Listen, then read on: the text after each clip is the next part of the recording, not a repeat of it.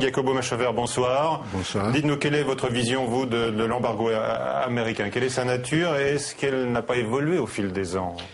Écoutez, j'aimerais d'abord vous dire que le principal des problèmes à Cuba, ce n'est pas l'embargo américain, c'est celui de la liberté et de la libération des prisonniers politiques. Et il me semble que M. Jack Lang n'est pas du tout intervenu en ce sens, ou alors d'une manière très abstraite. Il y a un certain nombre de cas concrets qu'il aurait pu traiter, et notamment des cas de gens qui sont emprisonnés depuis 2003 pour avoir essayé d'exercer leur droit à la libre expression et qui ont été emprisonnés. À cette époque-là, l'Union européenne avait pris un certain nombre de sanctions contre le régime castriste et les a levées progressivement sans aucune raison. Il n'y a pas eu de la part du gouvernement cubain de pas en ce sens, de pas vers la liberté. Au contraire, il y a eu une succession dynastique. Fidel Castro a transmis le pouvoir à Raúl Castro, qui d'ailleurs l'exerce aussi depuis 50 ans, tout comme son frère aîné. Oui. Est-ce qu'il faut néanmoins réchauffer la relation entre les pays, entre les deux pays, entre la France, Cuba, entre les États-Unis aujourd'hui et Cuba, puisque c'est un petit peu ce qui se trame en filigrane avec Barack Obama? Réchauffer les relations, il y a une question, c'est l'embargo. La question de l'embargo, effectivement, comme le disait M. Jack Lang, c'est une décision du Congrès américain qui a été reprise constamment, quelle que soit l'administration. Ce qui est en train de se tramer, ce sont des restrictions à certaines mesures qui avaient été prises en 2004-2005 par l'administration. Réel, justement, quel est son impact réel aujourd'hui, cet embargo? Parce qu'on dit que finalement les États-Unis sont le premier exportateur de produits alimentaires vers Cuba. Absolument.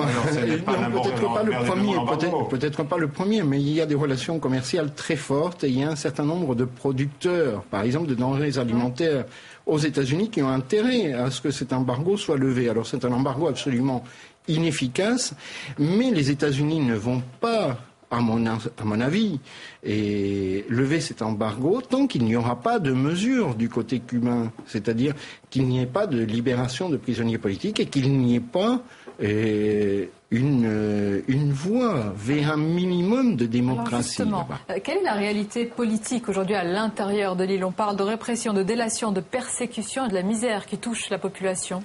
Vous avez dit tout ce qui... résumé, malheureusement. C'est ce que vous racontez dans votre livre, notamment à travers des témoignages d'exilés ou de personnes qui ont été persécutées. Et ce sont des témoignages de gens qui ont passé entre 20 et 30 ans en prison. Pourquoi subsiste cette imagerie révolutionnaire? Le film Che de Steven Soderbergh est sorti récemment avec un grand succès. On a même entendu dans les salles parisiennes, j'y suis allé, des personnes applaudir.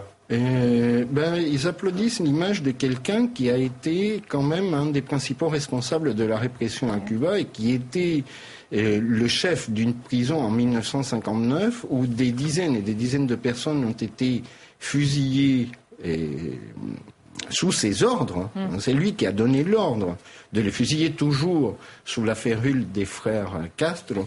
Et ce qu'ils applaudissent, c'est une image d'un révolutionnaire romantique, alors que il était surnommé à cette époque-là le petit boucher de la Cabaña, qui était le nom de la prison principale de Cuba, de la Havane. Pour vous, aujourd'hui, d'un Castro à l'autre, il n'y a pas de changement, il n'y a pas eu d'inflexion, il n'y a pas eu de... Il ne peut pas y avoir d'inflexion. Raúl Castro a pris le pouvoir en même temps que son frère, en janvier 1959. C'est lui qui a été véritablement la cheville ouvrière du régime. Et lui aussi est compromis dans un certain nombre d'exécutions. Quelques semaines après la prise du pouvoir en janvier 1959, il faisait fusiller en un jour 70 personnes. Et par la suite, au cours de ces 50 ans, il a continué à faire fusiller ou à faire emprisonner des gens qui ont passé, comme je vous le disais, 20 ou 30 ans, et puis d'autres qui... la plupart des Cubains aujourd'hui essayent de parvenir à la démocratie, mais aussi de s'enfuir, de quitter ce paradis. Et tout est dans votre livre. Mémoire d'un naufrage, donc, aux éditions Buchet et Chastel. Jacobo Machaver, merci.